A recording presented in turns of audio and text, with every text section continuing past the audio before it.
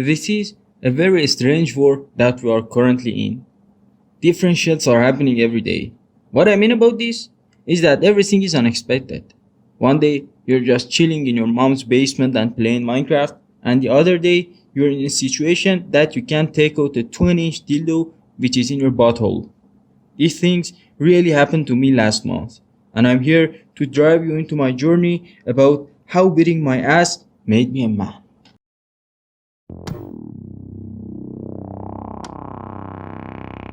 One day I decided to make a YouTube channel and share my thoughts about the games that I play.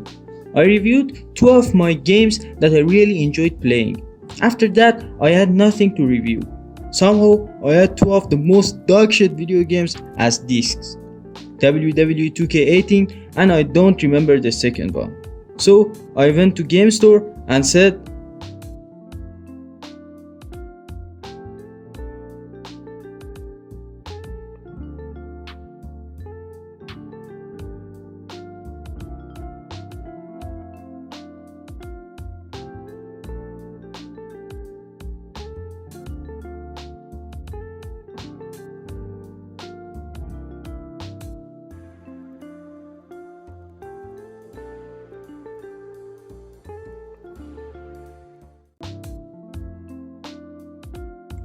I wanted to play nioh one day anyway, so I said fuck it.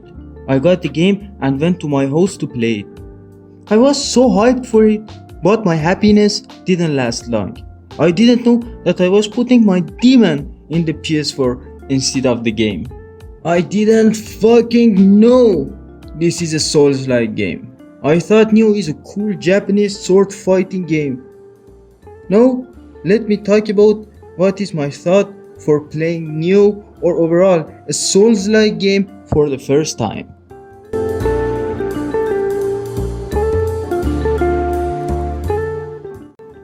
Okay, let's start with the gameplay.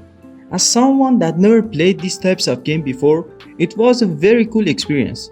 Yes, I was struggling at early game. What I mean about early game is the first 40 hours. Yes, you heard it right. First 40 hours. What do you want me to do? The hardest game that I played before was Crash Bandicoot. This game don't want you to play to just feel like a samurai. This game want to make you a samurai.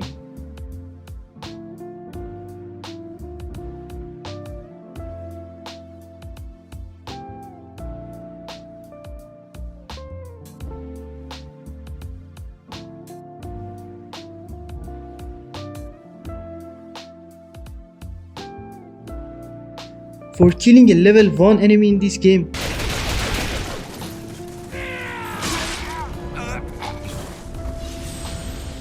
I had to learn all the Japanese magics and ancient ninjutsu secrets. After playing this game more and more, I understood the people that want to punish each other in sex so much more. The first boss took me 2 days to defeat.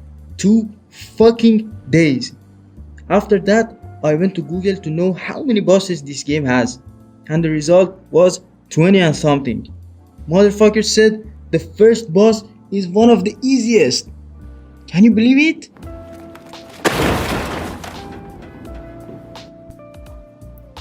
Okay, that shit was a great reason for giving up. So, I gave up.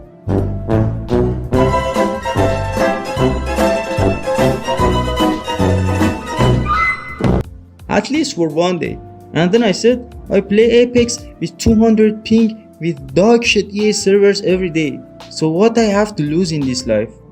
I tried the game more and more to that point which I couldn't leave this game anymore. This game makes you the main character's soulmate and the enemies your wife's boyfriend. The melee system in this game is the most satisfying killing system in any game, at least the games that I played. Just look at the Reaper skill for Kusarigama.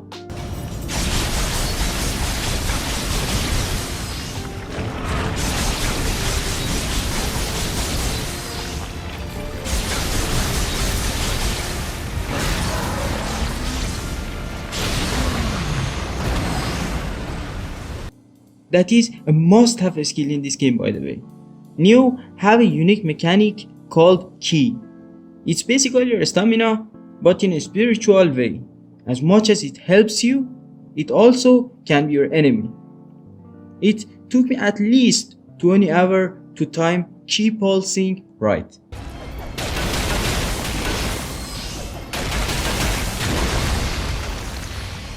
In this game, you're not just limited to your hand power for defeating enemies.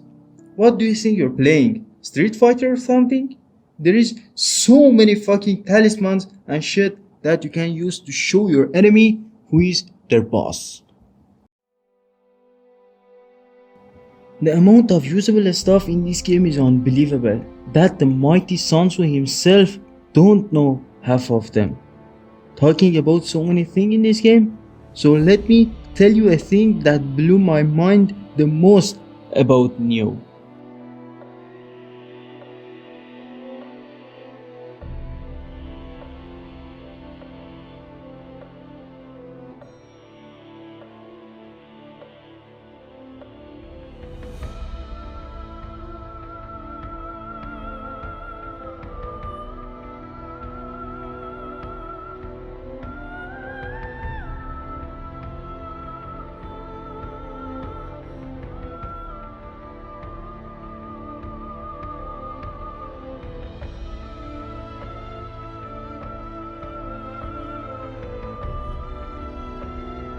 I think nioh have the most amount of enemy types. The man woke up Sunday and chose difference. nioh has 19 main mission, and trust me, you will fight a new fucker each mission. And the fact is, you need to fight each enemy with different weapons and different stance. But the beauty of it is the fact that the game don't force you to use a specific stance or weapon or a skill. You are the fighter, so your preference and your intelligence about the situation chooses that you win or lose. I learned this after 40 hours of playing. When you're fighting a boss, it can kill you one shot.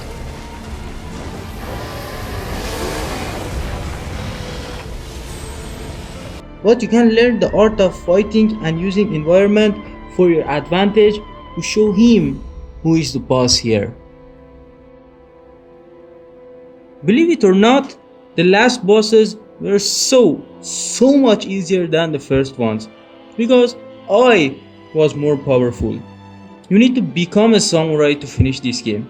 Just notice that you will learn the game from the start to last second of playing. I think this game is just a tutorial for nioh 2.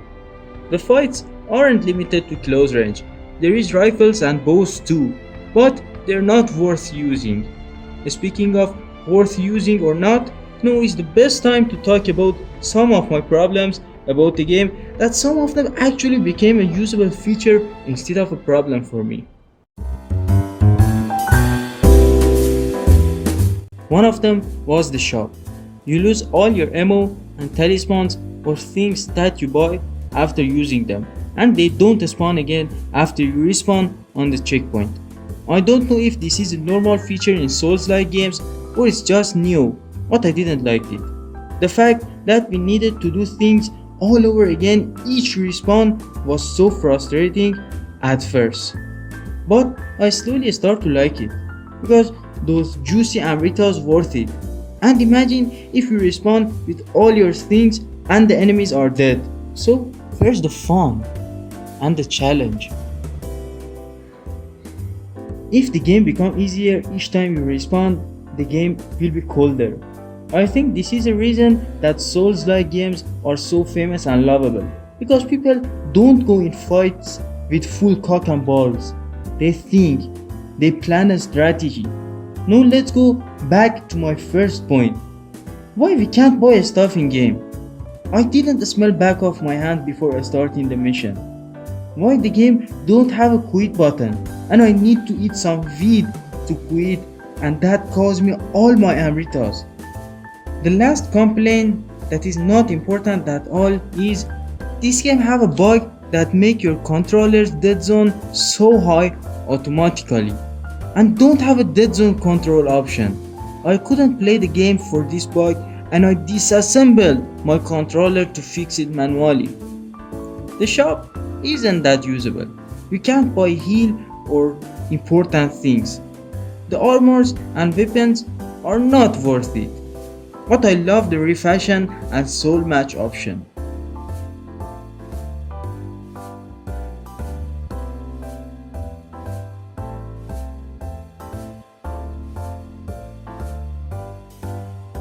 You thought you finished the game and you're done with the game? No, no, no, my son. There are 3 times more submissions with their own levels and bosses. There are some missions called Twilight missions that basically are the main missions but harder and with more challenges. That, that would be fun. I didn't touch them anyway. I lost half of my hair just playing the story. I need the rest. Oh, I almost forgot. If you feel your penis is small for a mission, you can double its size by summoning a visitor to help you. I'm not saying that mine is small or something, but this feature saved my ass several times. Thanks to nioh's community that showed me nothing but love when I played with them. Best community ever.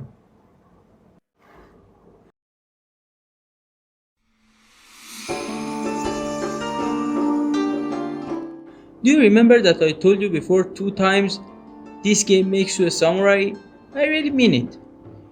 Imagine you're watching a movie, casts are great, CGI is great, director is the best, but the music sucks. Even if you do not pay much attention to it, you will hate the movie unconsciously. You feel that something is not right. This feeling is 2 times more powerful when you're playing a video game. You live a video game, not just watching it. So every sound in the game counts. From an airplane that is flying over you to an ant that is walking near you.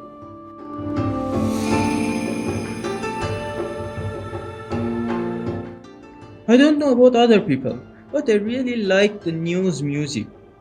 It was one of the reasons that I didn't give up on the game. When you go in the mission selections map, music shows you that you won. It congrats you, give you hope, but also reminds you that you're not done yet. There is a tsunami after this wave. So you feel powerful and will prepare yourself for the next adventure. I didn't mention level design in the gameplay section because I think half of the impact that they had on me was for their background music. I should say that the level designs are so different and unique for each level, and I really appreciate that.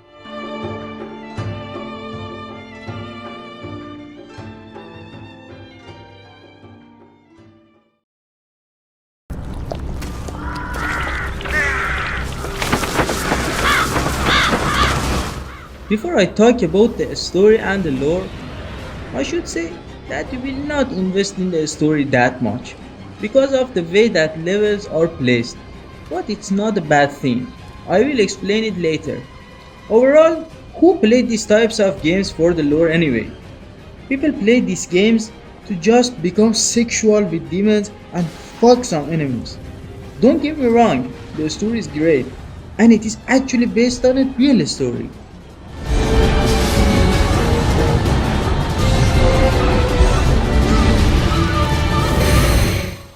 It's set during a fictionalized version of the year 1600.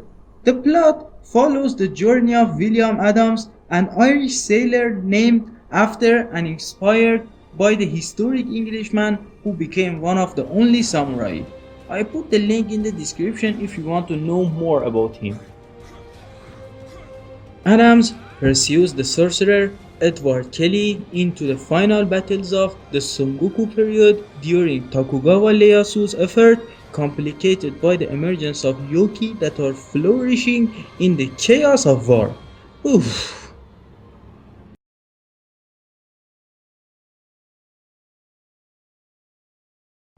The words used in this sentence alone are cool enough to make you invested in the story. But jokes aside, isn't it cool to control the first or the only Western samurai to help Japan from the British Witch and your enemies are monsters? Before playing Neo, I didn't know such a story exists, and I definitely will read the real Williams story. I don't know if I should call it an accident or not, but I'm glad that I played Neo. I don't know if it was good to play Neo as my first Souls-like game or not, but I'm glad it was Neo.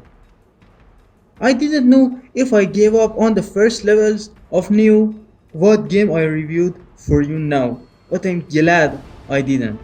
Yes, the game fucked me over and over, but the experience was enjoyable. Neo taught me that it doesn't matter how much you fall, you are the winner at last. I know I'm making it so fucking dramatic, but the checkpoint system in this game showed me that I shouldn't rely on my equipment and things that I have in my life. It is me that choose I will succeed or not. I hope I showed you why these types of games are always get high scores and people love them. So, will I play Neo 2? Probably not solo, but I will 100% playing the Ghost of Tsushima.